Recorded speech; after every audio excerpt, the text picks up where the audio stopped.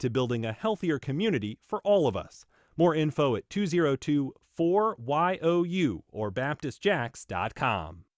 ViStar Credit Union is proud to be a production underwriter of First Coast Connect's Friday Roundtable. ViStar, we never forget it's your money. On the web at vistarcu.org. North Florida TPO, proud sponsor of WJCT's First Coast Connect, bringing to the community innovation in transportation planning, commuter services, clean fuels, and intelligent transportation systems. More at northfloridatpo.com.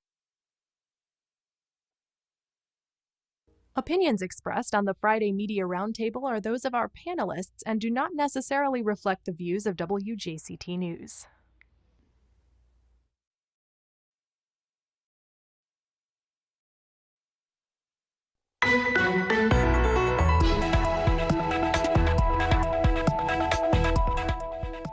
It's the biggest stories from the week.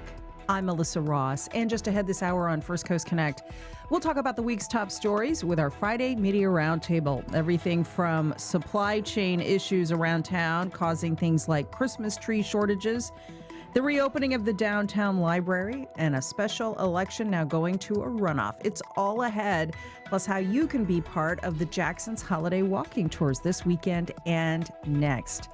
Get on the line now and join us. Listen on the radio or watch our live video stream on Facebook and YouTube. It's all coming your way after the news.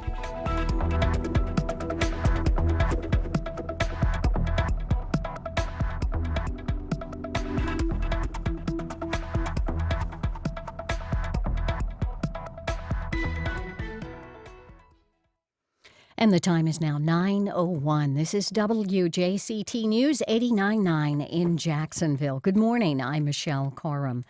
A jury yesterday found Kimberly Kessler guilty of first-degree murder in the death of her Nassau County salon co-worker, Jolene Cummings, who disappeared in 2018. Kessler was also found guilty of theft. The verdict was reached after just over an hour of deliberations. A 19-year-old student at Embry-Riddle Aeronautical University was arrested yesterday after police say he was planning to shoot up the university. Joe Burns has this report. Daytona Beach Police Chief Jakari Young says John Hagans was plotting a mass shooting at Embry-Riddle on the last day of school before winter break. But police arrested Hagans in the morning as he left his off-campus home in the Andros Isles apartment complex. He had a backpack containing a collapsible rifle, 6 loaded magazines, and 4 boxes of ammunition. 2 other students had tipped off campus security because of the plan that he laid out in a group chat on Snapchat. By the grace of God, those 2 students came forward and thwarted that plan.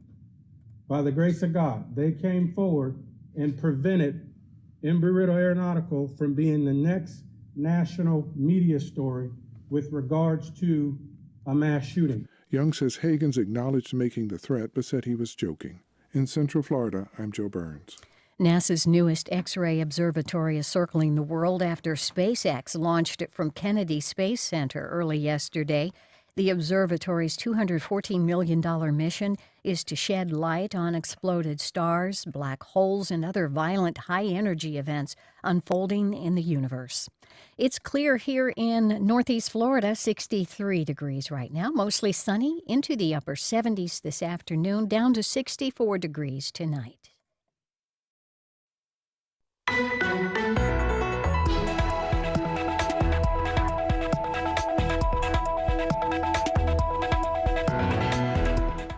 Supply chain issues mean a local Christmas tree shortage around town. The downtown library is set to finally reopen after treating COVID patients for months. And 2 Duval candidates go ahead to a special runoff election. Some of the stories making headlines this week. Good morning. We're live from Studio 5. I'm Melissa Ross, and this is First Coast Connect. Thanks for listening. Just ahead, all of the top stories of the week with our Friday Roundtable. You can listen live on the radio or watch our live stream. We're up right now on Facebook, YouTube, and later on demand at Jack's PBS Passport. It's all ahead. Then later, how you can take 2 holiday walking tours this month, courtesy of our friends over at the Jackson Mag. But first, it's Friday, and here to discuss a busy week in the news, we welcome four little elves working away in Santa's news workshop. Dan Scanlon of the Florida Times-Union is here. Hey, Dan. Good morning. Good morning. Joe McLean of News4JAX with us once again. Hi, Joe. Hi, good morning. Claire Heddles, our own intrepid WJCT reporter, joining us in studio. Hey, Claire. Hi, Melissa. Thanks for having me. And rounding out our fabulous foursome, we will soon have regular contributor Fred Matthews. Okay, lots to talk about this week, and we'll go to your calls in a moment. The number to join the show, 549-2937. Let's begin with our top story. From a shortage of Christmas trees on local lots to back-ordered big-ticket items to a few shortages on grocery store shelves, people are annoyed about the Grinch snarling up supply chains around the country as we get closer to the holiday. The Federal Trade Commission has launched a probe into these issues, demanding that the company's biggest retailers like Amazon and Walmart and others explain why they can't get their act together. The supply chain snarl is expected to ease up in the new year. That's the good news. But folks, give us a call. We talked about this on the show the other day, and a lot of people called in with interesting stories about what's going on in their home or business. Are you frustrated by this? Call us up now. Having trouble finding a Christmas tree? Call us up now. 549-2937. Emails to firstcoastconnect@wjct.org. Tweets to @MelissaInJax. Dan Scanlon, let's begin with you. The good news is that this should ease up pretty soon, certainly by the first quarter of the new year. But for now, at the holidays, it's a headache. And of course, as you reported or your colleagues reported in the Times-Union, people are frustrated not being able to get the Christmas tree they want and things like that. Well, I went hunting for the Christmas tree bandit myself earlier this week. And basically what you're looking at is in '08, the North Carolina nurseries that we get our trees from didn't plant enough because they didn't sell enough. And now that those trees have come to maturation, there's not a lot of them there. So you'll find shortages in the taller trees. And in fact, some of the more popular and familiar tree sales places, such as some area churches and even Mandarin United Methodist Church, are either sold out within a day or two, or just didn't get any trees or couldn't get any trees, so they're empty. And then checking last night, there's still trees out there, but you can see a lot of room in the underneath the tents where they used to be really thick because they're just not getting them there. There's not enough truck drivers to bring them. Some are even going to Canada to get their trees, but not the popular firs that a lot of folks around here want. Oh, I see. Joe McLean, that's one example of shortages. What are some others you've heard about? Really a lot of different types of consumer goods. And I think, like, to Dan's point, I mean, with regards to Christmas trees, I mean, the growing Mother Nature is one of them, and how many were farmed is one thing. But I think the other big factors that are affecting not only Christmas trees, but a lot of different products is just a surging consumer demand, just a lot higher demand than I think was expected. And then also you got to think about labor shortages that we're seeing, as well as significant delays in overseas manufacturing. Really, the pandemic and a lot of other factors have just put a squeeze on the whole system. And it's kind of a system that, you know, we tend to take for granted. I mean, we're always expecting to have the things that we want just immediately right down the road at, you know, Walmart or Target or wherever, or just order it up on Amazon. And when that system gets squeezed, or when there's pressure, or when there's a slowdown, people notice, and people notice quick. That's right. 549-2937.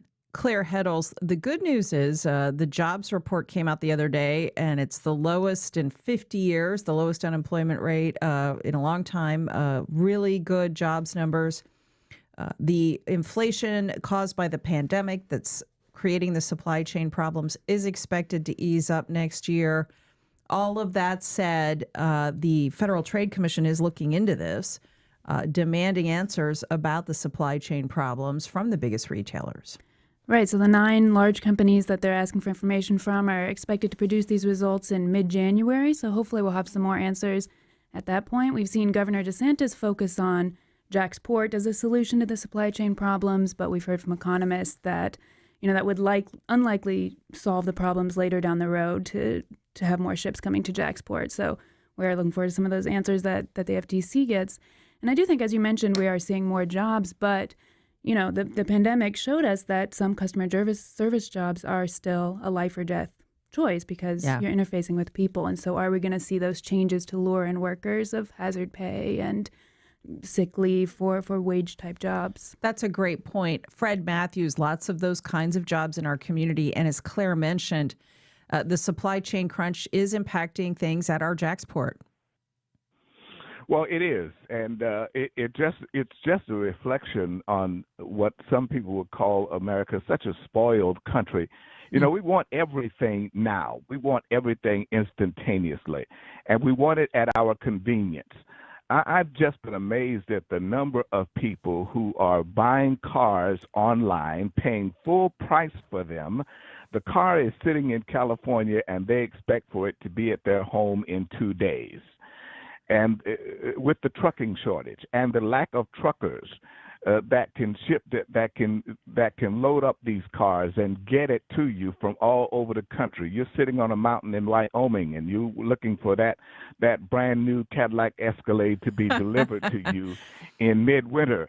When you can probably get it in 3 days by just going to the local dealership and getting your business and not done. Paying full price. If I ever paid full price for a car, I think my dad would drive down here from Ohio and horsewhip me. I don't think that would. But it is amazing. Despite the fact we talk about inflation, but it is amazing how many people are doing that and expecting instant gratification for it. We still complain about the poor quality of goods, but yet every other toy that we're buying this Christmas is made where? In China. That's right. Okay, and it is not the Chinese business people who are advocating that you make your business there. It is American businesses and American CEOs and companies that are going to China and getting it done. It's not the president who's saying you got to make it in China. It is American business people and such who are doing this business in China because it's what? It's cheaper. And you got to get it on the boat. Some are getting it on the plane. If you're Amazon or Walmart, you can finance your own boat and plane and get it here. But for everybody else, they've got to sit in that long line in Los Angeles. And even if we get the port open here in Jacksonville for more shipping, they still got to go around South America, go through the Panama Canal to get here. It's still going to take time. And we still have to get people to unload the ships and truckers to truck it to wherever you are. This is going to take time to work out. We might as well just relax a little bit and not put so much emotional pressure on the system because it's more emotional pressure than it is. Look, the gas prices have already come down this week. That's some good news. Okay, folks, are we spoiled as Americans? What do you think about this? Give us a call, 549-2937. Amy tweets the show, is this really life and death or just first world problems? The reason for the season is not consumerism. You can still celebrate. Dan Scanlon of the Florida Times-Union, Florida Senator Marco Rubio has been talking about this, calling our addiction to consumerism, particularly goods made from China, a national security threat. He is working on bipartisan legislation around this, pointing out that as Americans, Dan, most of us have bought a product in this country that was almost likely made by a slave, made by slave labor from Chinese prisoners, Uyghurs and others in internment camps in China that are forced to work and create these cheap products that are shipped overseas to the likes of us. So as we get ready to celebrate Christmas, it's just a reminder that the supply chain issues and the global trade market have some pretty dark underpinnings, Dan. And let's not forget that there's still many of those third world countries in Asia where it's children and elderly who are out there disassembling old computers and items, lots of heavy metal contamination going into the water. They're being exposed to things as they're salvaging equipment from computers and other electronics. And then we still face that chip shortage right now, most of those chips coming from China. very slow getting here, which has affected automobile sales and other high-end electronics. Again, because of the Chinese chips that are in them. Driving by a car dealership last night and large empty lot on Atlantic Boulevard, where I would normally expect to see a lot of new cars. So you get them online or you order what's there right now. It's still a little tough to get a new vehicle because although the chips are coming back in again and they're starting to build more, they actually had to shut down some assembly lines recently because they just didn't have the chips. Or if you got a vehicle, you didn't have the chips for the rear seat heaters or some other systems, and you got the vehicle as is without some of the stuff you wanted because of the chip shortage. Yeah, 549-2937. Give us a call. Jeff is in Arlington. Hi, Jeff. Good morning. Hi, Melissa. So I find it very interesting, the conversation. I think many people would prefer to pay MSRP for a car rather than having to go into the dealership, because it can be that can be a 4-hour ordeal that's taken out of your day that is not pleasant. Let me go talk to my boss and see if that offer works for us. Yeah, I know. Right, exactly. Back and forth and back and forth and back and forth. So I am in the car business. My wife is in the car business. Her company has embraced online purchasing. Ours has not. Every time I listen to a salesperson on the phone, it's, well, I'm going to need you to come in. I'm going to need you to come in. And at this point, the older we get and the younger the customer gets, they've been buying things online so long, they don't want to come in. They want to do it online. They want to do it from home, which is what I think is interesting. And our business has to change.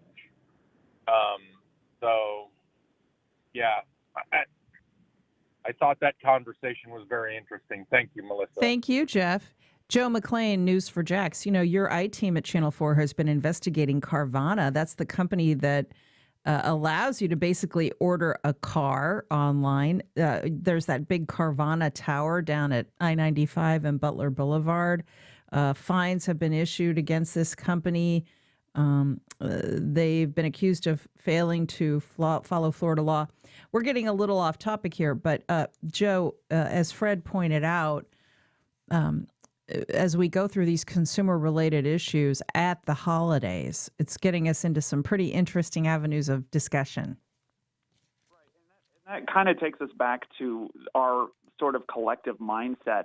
And I'll mention, coming out of a pandemic where, for extended periods of time, intermittently or otherwise, throughout the last 2 years, we've been inside, we've been communicating with other humans through our laptop screens or our phone screens. And it's sort of, just from my experience, it's changed a lot of the standard of interaction. And that interaction is obviously it's like a challenge. It's like a gauntlet. Everybody knows who's gone in and bought a car or bought a major purchase, a house, anything, a recreational vehicle, anything like that where there's wheeling and dealing, where there's interacting with other people. And I think collectively it's safe to look at that and say, maybe we're a little bit rusty. Maybe we're a little bit we need to sort of dust the cobwebs off of our ability to be able to communicate with others peaceably, and then also be able to, make transactions with others in person, which, I'm speaking as someone who I took my dad in with me every time I bought a car up until I was probably 26, because he knew when to walk away, and he knew all that stuff. I didn't. Yes. So, always be willing to walk off the lot. Right, exactly. Yeah.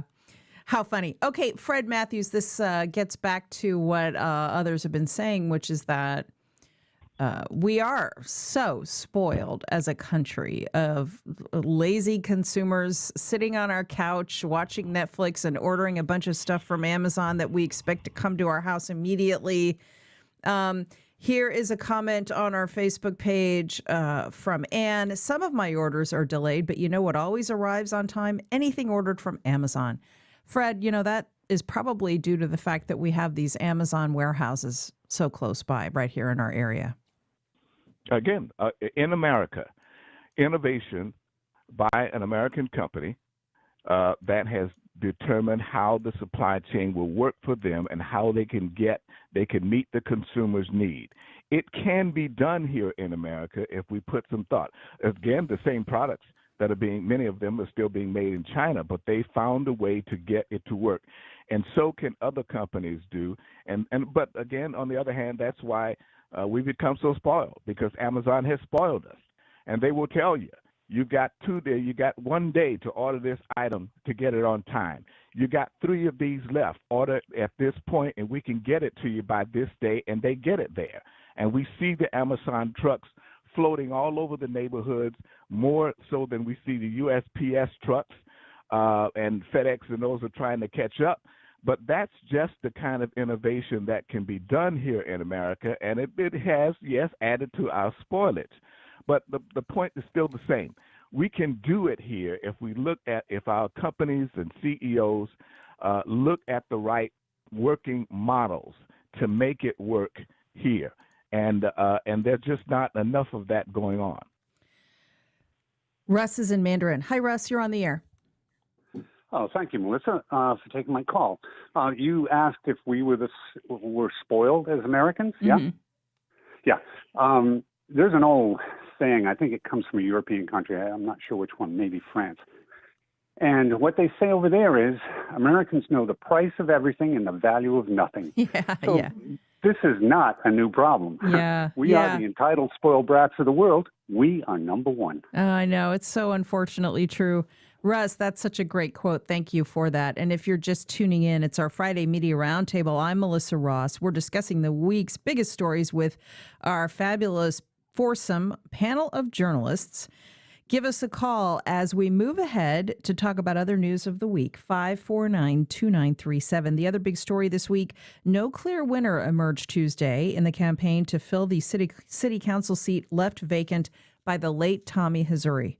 Democrat Tracy Polson got about 37% of the vote for this at-large seat. Republican Nick Hallen, 36%, according to the unofficial results. So the two face off in a runoff election set for February 22nd. Dan Scanlon, Florida Times-Union, only about 12% of eligible Duval County voters turned out. For the runoff, it will be even fewer. Correct. I went to my polling place to vote around 9 o'clock, and there was not a soul in there except for the workers. It didn't look like they'd been busy at all. And frankly, the only thing I knew about these candidates was what I'd read in the Times-Union and some other coverage online. There was no advertising that I could see, no door knockers, none of the usual stuff. And I'm one of those lucky guys that actually worked on advertising for some political campaigns back in my younger days. So I know what it takes to get the word out. And I saw no word out. Now, some of these names are very familiar. Some of them have run before, but realistically, you had 2 Democrats, 2 Republicans, and none of them got that 50+1 necessary. So we go back again in February, and it's going to be another example of who are they and what can they do for us. You know, the supervisor of elections, Mike Hogan, was criticized for closing 5 early voting sites. His response, Claire, was that the turnout is so low, it's expensive to maintain these sites. They're going to have to spend $1.2 million to run this runoff election. If we had implemented reforms like ranked choice voting, which some advocates have called for, we wouldn't have need a runoff election. We would have had a winner the other night. Now, going ahead to the campaign in February, Tracy Polson, Nick Howland, the 2 candidates going head-to-head. Tracy Polson saying, I'm the natural heir to Tommy Hazouri. I'm a moderate Democrat. I am focused on common sense issues. Nick Howland, the Republican establishment choice, saying, you know, we've got to focus on public safety and bread and butter issues. They'll be running different campaigns. And, you know, it was interesting to see the statement that went out from the local Republican Party smearing Tracy Polson, calling her Tracy Pelosi, trying to tie her to House Speaker Nancy Pelosi, mocking how much money she spent on the campaign. She was mostly self-funded, not entirely, but she had a very big budget. She did not buy any TV ads. She spent the money on digital and field operations. Nick Howland had a a much smaller budget. He did go up on television. There are some social media followers of this campaign arguing about whether television ads in these local races are the most effective way to raise name ID and voter awareness among a citywide electorate. It's a city-county that covers more than 800 square miles. So the way these two campaigns will move ahead in the next couple of months will be interesting to watch. I think, as you mentioned, what the two parties sent out after the vote sort of made clear what we might see moving forward. We saw from the Republican Party, a pretty personal attack, calling her Tracy Pelosi, saying she wants to defund the police, calling on these sort of national fear-based ideas, even though Polson's campaign hasn't stated that she wants to defund the police. That, they're drawing on this rhetoric from the national level to fuel forward this Republican candidate.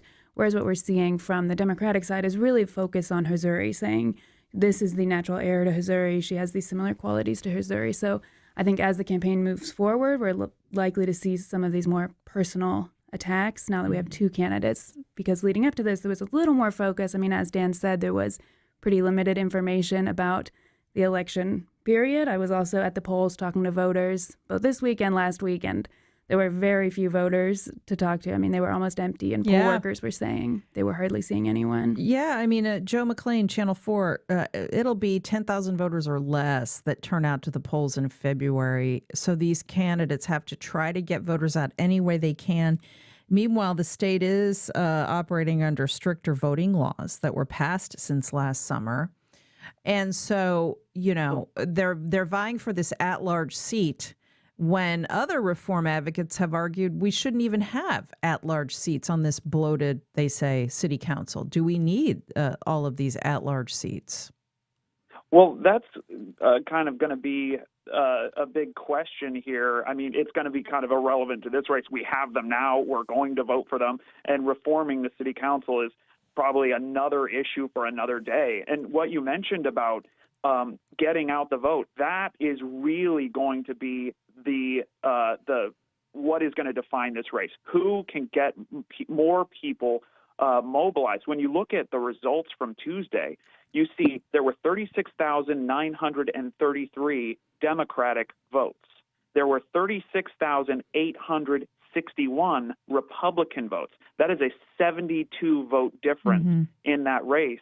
Of course, there were about 6,000 and change or so, I don't have the exact number on that, independent or non-party affiliated votes. But you can see a narrow margin of votes there. So it's really going to be who shows up that's going to determine this seat. And, regardless of how you view at-large city council seats, this one could, this is an important seat. It could change the direction, change the sort of political philosophy of the majority of the city council. So it's more important than I think a lot of people realize. Yeah. And of course, no election is unimportant, but this one, I think it's going to be one that people really should pay attention to. Yeah, I think Republicans, Fred, see it as an opportunity to hold the line, to try to preserve their majority in local government, even though they aren't the majority population-wise anymore. They are effectively extending minority rule if they win this seat. I think for Democrats, they see it as an opportunity to flex, to show that they do have growing political power in this county. Now, as Joe said, though, these campaigns have to turn their people out. Nick Howland has to turn out every registered Republican he can. Tracy Polson has to try to get some of the votes that went to James Coach Jacobs in majority black precincts. She has to get those votes into her column. That's really what it comes down to in a race that literally no one is interested. Very few voters are interested in. I mean, most folks didn't even know we were having an election. And the significance of it still flies over the head of many voters, both Republican and Democrat, and certainly to an extent for a lot of independents. It is every election in our democratic republic is significant. This is significant because everybody in Duval County gets a chance to vote for the seat. It's not a district seat. Everybody gets a chance to vote for these folks, from the Beaches to Baldwin. Everybody gets a chance to do it. But it simply has not attracted any attention because there's been nothing controversial about it. None of the candidates is controversial. All of them, literally all of them, have run for office before. Howland has run, I think, for school board before, and I think Tracy has run for a city council seat or two before. State rep, yeah. So. Mm-hmm. Yeah, so they I mean they have the experience to get there. So the only choice you have to excite some controversy is do what the Republican side did and just try to attach something to your opponent. In this case, try to nationalize this local race to get some attention to it. But it will come down to turnout. You're exactly right. You've got to get those neighborhoods to turn out on your side to do what you need them to get the vote out. If you can't get turnout, you're going to lose. Nell in St. Augustine. Hi, Nell. Hi, Melissa. Go ahead. One of the things that I have thought about recently, because Duval is not the only place where they're trying to replace someone who has either died or retired or resigned or whatever, it seems to me that it would make a lot of sense if you could basically just mail the ballot to absolutely everybody. You wouldn't have to have the early voting locations. You wouldn't have to have a lot of people working on it.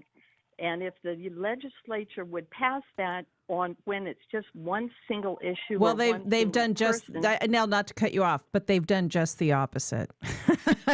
I know. You have to now request a mail ballot every year. You have to go out of your way to request it. That you don't just get it sent to you. You have to ask for it. You have to ask for it more frequently. There are all these changes that they've made that effectively make it harder to vote. But there are some states that when they have had a single issue, they actually did mail the ballots out to everybody. Sure. That way everybody knows there is an election happening and who is on the ballot. Yeah. Thank you, Nell. And unfortunately, that's not how they do it in Tallahassee. Not even close. But you're right about that, and I appreciate the call. If you don't like the way Tallahassee runs election reforms, vote in different people, guys, because that is not how they do things in this state, as we talk about frequently. Curtis on the north side. Curtis, go ahead. Good morning, group. Yes, I just think it's time. We've had 12 years of this type of negative campaigning. 12 years. They're still using the same playbook. I would have loved for the Republican candidate to have told them we're not going to use that playbook anymore. But you see, he's about the same game plan, negativity. I think Ms. Paulson is the right choice for our district. Thank you so much. Thank you. Linda in Mandarin. Go ahead, Linda. Yes. I want to talk about the importance of just voting. I'm a super voter. So, I have friends that didn't know there was an election, and we all have to take responsibility. Let's not talk about shrinking city council for an 800 square mile city. Tommy Hazouri helped elevate our city council. I'm in District 6. I'm a Democrat in a Republican area. I've voted on each side of the aisle over time. But I need an at-large person to represent me because I don't think I have representation that represents my values on the city council. That's what at-large is, to give an overlay of somebody who's not bound by maybe the narrow demographics of where they're from. Tommy Hazouri, of course, he had a lot of stature because of his background. But can you not say that since he's left city council, that the things that he pushed were rolled back? Septic tank money, maybe not. We have a lot of wishy-washy people. So we need a leveling out. And I just, ask, and you guys do a great job everywhere, but it's also having digital ads and free media for the media putting out, there's an election. If our democracy is at stake, we need partners in the media to drive that home for the barely informed. people are out shopping. I don't shop online. I don't like Amazon. So I'm very plugged in. Many aren't. My friends didn't even know there was an election or thought it only applied to me since Tommy has already lived in Mandarin. I said, no, you can vote. Yeah, I saw the ad. I don't know that I'll have time to do it. Of course. So let's just know that it's important the way we're structured right now. I just love people to vote. I know that's not. I know it, Linda. I mean, the election, the second election is set for February 22nd. Oh, I know. And I encourage everyone to vote. People have died for the right to cast a ballot. And in this country, we take it for granted. We better not, because we could lose that right. You never know. So, Linda, thank you.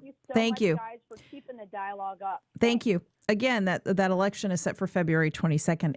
549-2937. Okay, let's talk about another big story from the week. The downtown main library is opening back up next week after being closed for months. The library was shuttered and repurposed as a clinic to give out monoclonal antibody treatments for coronavirus. Dan Scanlon, this will come as good news to people who have missed being able to use the library. And thousands of people, meanwhile, have been going in and out of the library to get treated for early stage coronavirus. Well, in just the past few weeks, I've had to answer some emails from people who wanted to access some archives that are only available by walking into the main library. And I had to tell them, you can't. Here's the number. Here's the email. Check with them and when it opens up. The last thing I heard, we weren't getting many people getting that treatment at the main library, yet I can remember 2 weeks ago how many parking meters were shut down around the library for that treatment that were empty. So it's time to move it on, to reopen the library. It is a place where many people just like to go and handle a book, do research, or hang around in downtown. And plus, the library has large conference facilities and wedding facilities that obviously couldn't be used. Claire Heddles, WJCT News. Governor DeSantis designated that the downtown library be a monoclonal antibody site. There were others like it around the state, other pop-up clinics. Critics didn't like the library being used for this purpose. And I think that's one question we're going to continue to look for the answer for moving forward is, will the state have the authority to take our public buildings, our public resources like the library, sort of at free will? I talked to quite a few library employees a couple months ago who explained that they felt like the library leadership had very little say from their perception. And I spoke to the Board of Trustees. They didn't have a vote on whether or not the library was going to be closed. And so moving forward, are we going to see any sort of systemic changes to maintain local control over resources like the library? Or could it be shut down again in a month if we see an Omicron spike? Yeah. Joe McLean, News4Jax. Early in the saga of the library being used for virus treatment, this picture went viral of a woman lying on the floor of the downtown main library, clearly in distress. She struggled in to get her monoclonal antibody treatment. This viral photo brought a lot of criticism to Florida for pushing monoclonal antibodies instead of urging people to get vaccinated. The governor did do a vaccine push early in the pandemic, but mainly for seniors and in well-off communities. Your thoughts? Well, that woman went on to, stand up in some press conferences alongside Governor DeSantis, if I remember correctly, really touting the benefits of monoclonal antibodies as a really, really effective treatment, which it has shown to be one. And to your point, the governor, really was criticized a lot later in the pandemic, after the initial vaccine push, as you mentioned, for sort of going a little bit more silent on the encouragement of people to get the vaccine, which is, the mainstream medical community has said that is the best and most effective way to prevent hospitalization or to have your best chance against hospitalization. So that was something I think, the governor took a fair amount of criticism on. And with regards to the library, we understand the point that libraries aren't irrelevant now. I mean, they're still useful for people to have public internet access, to have access to information that may, be significant barriers to parts of the population. But then we also have to consider that these are centralized, nice, clean, spacious public buildings that are, perfect candidates for a type of, emergency clinic in a situation like this. So that's a tough issue with regards to figuring out how to utilize public buildings and when can or should the state step in and say, hey, this is a health emergency, we need this building. Yeah. So Fred Matthews, they will have to clean the library and make sure people feel comfortable using it, coming back in again after sick COVID patients have been coming in and out for months. It will take an IT investigation to find out who recommended to the governor that a library is the main place to bring a bunch of folks with a contagious disease into a closed environment in the center of downtown where traffic is the worst, for them to get shots on something that had at the time not been clearly verified to cure a very contagious disease. Look, the Prime Osborne Convention Center has a number of rooms, convenient parking, all of that for this to take place, and it would not have required all of the shutdown that took place downtown. We'll probably never know exactly who made this recommendation, but the convention center would have been a prime place to do this. Plenty of space, no activity going on over there to get this done. But again, we get the government that we vote for, folks, and this is the kind of thing that we're doing. This was, again, just another example of anything Washington says, anything the president says, anything the opposition party says, we're going to do the opposite. We're not going to support anything. We're going to find our way to get it done, because if you don't want to take what they say, here's what we're going to offer, and here's how you can get it done. And this is just another example of that. Instead of us having a cooperative government that works to help all people, this is just another example of I'm going to do it my way because I don't like what they're doing, and do it. Oh, sorry, I didn't mean to cut you off there. Tony at the Beaches. Tony, go ahead. Hey, good morning. How are y'all? All right.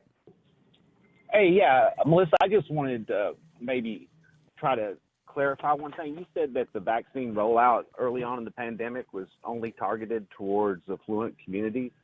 I happen to be in the industry, in the BPO industry, and was actually part of that rollout. And from the ground up, I do not see it as only targeting affluent communities. It was a peanut butter spread across the state, and counties could opt in or opt out to the statewide rollout. Okay, thanks for that, Tony. Yeah, no, I appreciate that. The governor was criticized for doing high-profile events in mostly white, mostly affluent communities, and heavily pushing the vaccine for seniors, which is obviously something he should have been doing.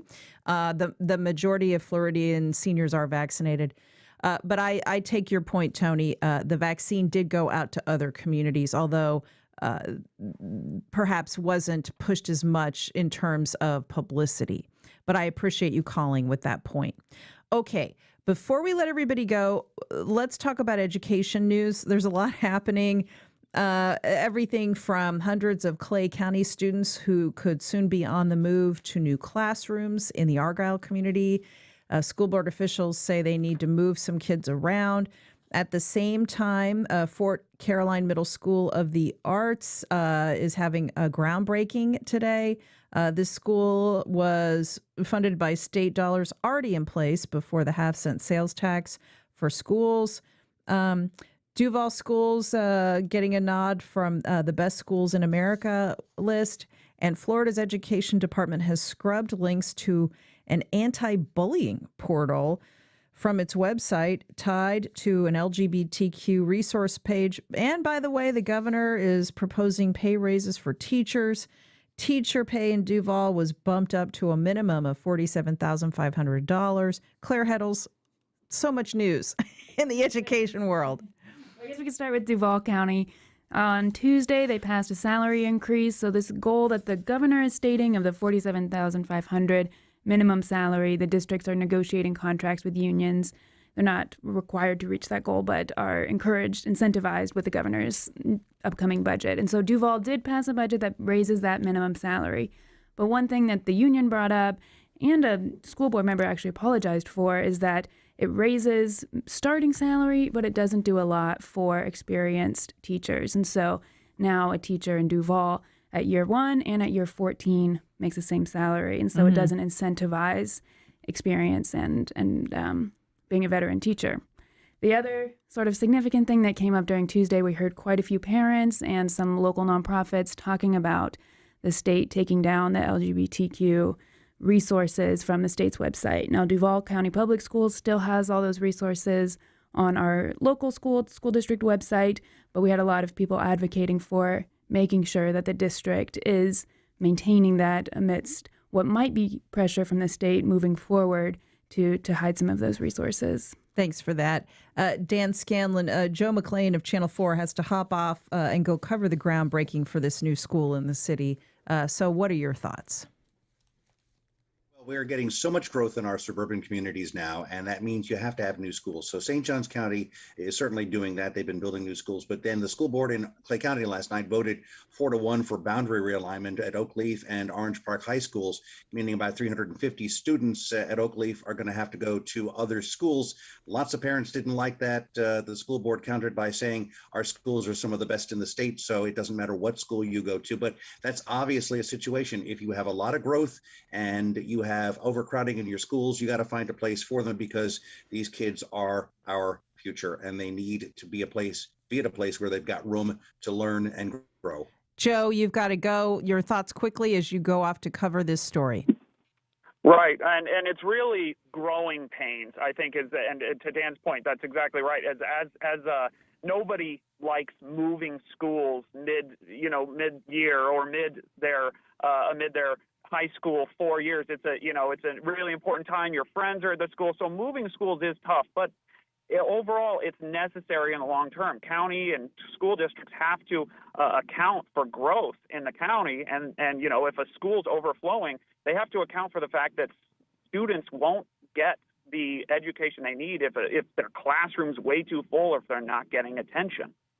Thanks for that. Joe McLean of News for Jax with us. And thanks for giving us some time, Joe. I know you've got to run. But before we let the rest of these panelists go, it's time to round up stories that might have missed your attention this week. Yes, it's our lightning round, everybody. I'll begin.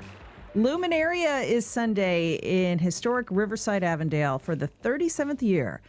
Luminaria will light up the sidewalks of this beautiful historic neighborhood. The fun begins at dusk Sunday night. They've moved it back a week because there's a Jaguars game the following Sunday, and they've asked me to make a special mention of this. I'll be going with my family. It is one of my favorite holiday events every year. Don't miss Luminaria Sunday night.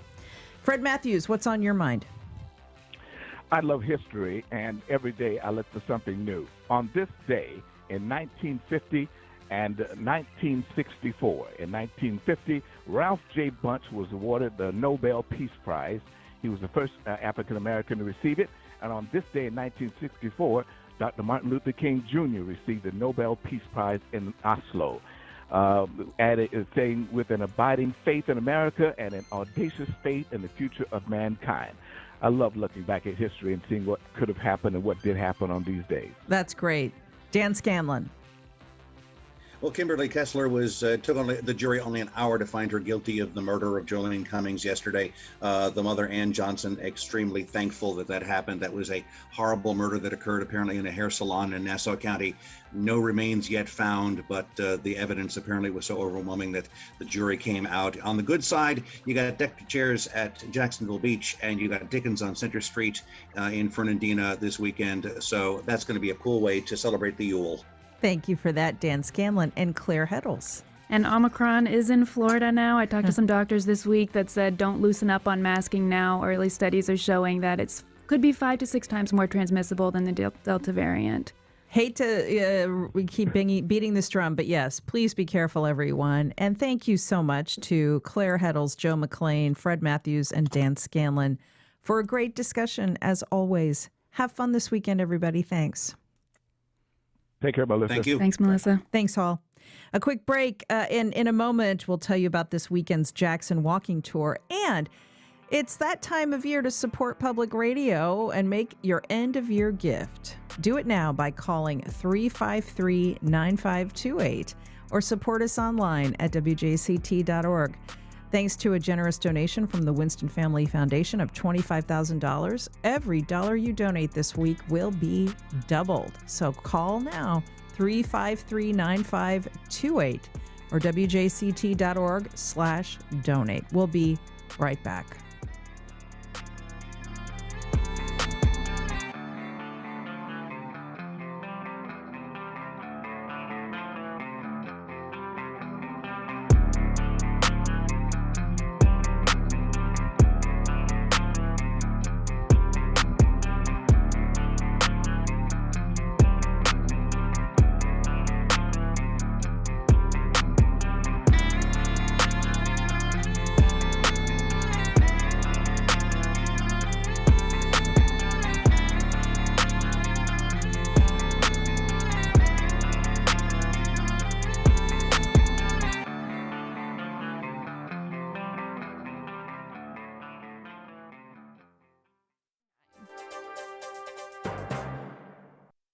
On the next Fresh Air, film critic Justin Chang reviews Steven Spielberg's new film adaptation of West Side Story, and from our archive, interviews with two actors who won Oscars for their performances in the 1961 film, Rita Moreno, who played Anita, and George Chakiris, who played Bernardo, the leader of the Sharks.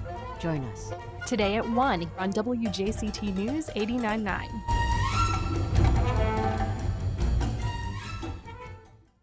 New polling suggests the Democrats are not getting their message through, and Speaker Pelosi says she's done with responding to the other side. I don't feel like talking about what the Republicans aren't doing or are doing about the disgraceful behavior of their members. Instagram's chief comes under fire, and Mark Meadows sues those about to hold him in criminal contempt.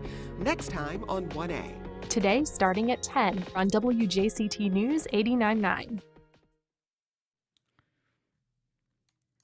Welcome back. Well, both this Saturday and next Saturday, author Bill Delaney is hosting the next in a series of walking tours of places featured in his new book.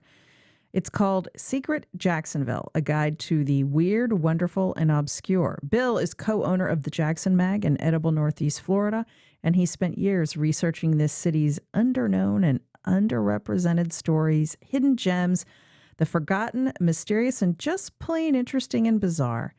So what will we learn? Well, Bill Delaney is on the line to give us a preview. Hey, Bill. Hey, Melissa. Hey, good to talk to you. So I hear there's a lot of demand for these walking tours. In fact, that you might not be almost sold out.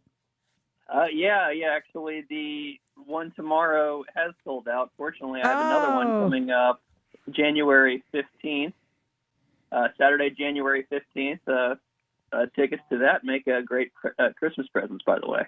Yeah, for sure. Now, tell us about the tours. How do they work? Where do people need to meet you, and where will they be walking? So the tours all meet up at James Weldon Johnson Park downtown. We cover about 10 different sites that are featured in the book that cover Jacksonville's unusual or underknown history, or in a couple of cases, a well-known site that has some kind of unusual or hidden feature. And so we'll walk all through downtown, end up back at the park. Now, I'm looking through the description. You say, here are the stories of Jacksonville's underground tunnels. People don't know this. There are tunnels underneath downtown. The locomotive buried beneath a skyscraper. A long-destroyed sculptural masterpiece that soon will be reborn. Underknown Jack's music history and more lying just off the beaten path. Let's talk about the city's music history. Of course, we are known as the birthplace of Southern rock, Lynyrd Skynyrd, 38 Special. We're also known as a former mecca for the blues and R&B. So many famous people performed here or had ties to here, like Ray Charles, many others. And there are efforts to build a Southern Rock Hall of Fame museum in the city. Yeah, that's right. Will you talk about that a little bit? Yeah, we're going to be covering a couple of different music sites, ranging from the period of the blues through the 70s and 80s Southern Rock era, and then on into the 90s and today, where Jacksonville, we kind of don't take full advantage of this, but we have been a pretty big center of hip hop. Mm-hmm. Yeah.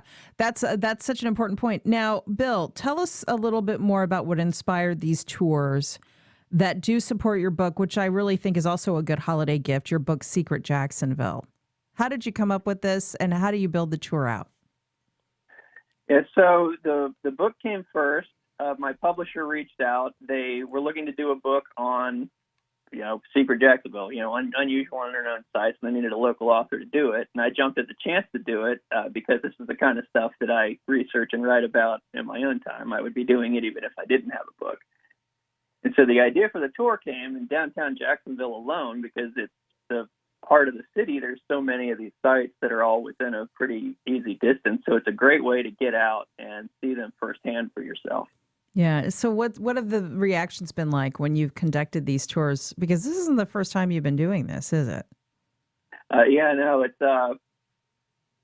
almost everybody that talks to me after the tour says that they learned something that they had no idea about, even people that that really know Jacksonville pretty well. So I think that that's one thing that you can expect is you'll learn at least a few things that you've never heard before. Yeah. Now, people can go to thejacksonmag.com to get the book and buy tickets to the tour. I got to ask you this, Bill, too. You're known as the co-owner of the Jackson Mag, Edible Northeast Florida magazine. You are an eloquent voice about urbanism and issues that you think would benefit the city's urban core, where you write about that at the Jackson. You also get political, particularly on Twitter. Not everybody knows that you are the son of former Mayor John Delaney. And I've been meaning to ask you this for a while now. Mm-hmm. And it's a little off topic, but I'm going to ask you anyway. Have you ever thought about running for office yourself? Thought about it? Yeah. Planning on doing it? Well, you'll have to stay tuned. What's holding you back growing up as the son of a politician? Yeah, when you grow up as the son of somebody who's been in public office, you see how the sausage is made, and that can be pretty unpleasant. But at the same time, once you win, there's a lot of good things that you can do if you go in with your heart in the right place. There's a lot of good things you can do for the community. So I don't hear you saying no. I'm not saying no. If you were to run, what do you think you would run for? Because, earlier we were just talking about this city council race that's going on. What do you think you'd do? I would start probably with city council. I think that is a place that, we need, a lot of fresh voices. We got a number of great council members now, but I think that's a good place to make a big impact and also to learn the ropes to go on to do other things. Well, we'll watch with interest. In the meantime, go to the Jackson Mag. That's JAXSON, thejacksonmag.com, and reserve your spot for Bill's walking tour. The one this Saturday is already sold out, but you can grab a ticket for next Saturday, December 15th, and learn about January 15th. Sorry. Thank you. January 15th, and learn about Secret Jacksonville, a guide to the weird, wonderful, and obscure. Bill Delaney, always good to talk to you. Have fun and have a great holiday. Thanks, Melissa. Always a pleasure. And if you love First Coast Connect and 89.9 and want to contribute, we want you to call us right now. The number is 353-9528. Thanks to a generous donation from the Winston Family Foundation of $25,000. Yeah, $25K. Your money's going to double. Every dollar you donate between now and Friday is going to be doubled. So don't wait. Make the call before 6 o'clock tonight. Did I just say between now and Friday? I can't even remember what day it is. It is Friday, folks. Every dollar you donate between now and 6 o'clock tonight will be doubled. So make the call, 353-9528, or online at wjct.org. And thanks for listening. I'm Melissa Ross. We'll be back at noon for the Florida Roundup. Make sure to join us live statewide for that show. Have a great day.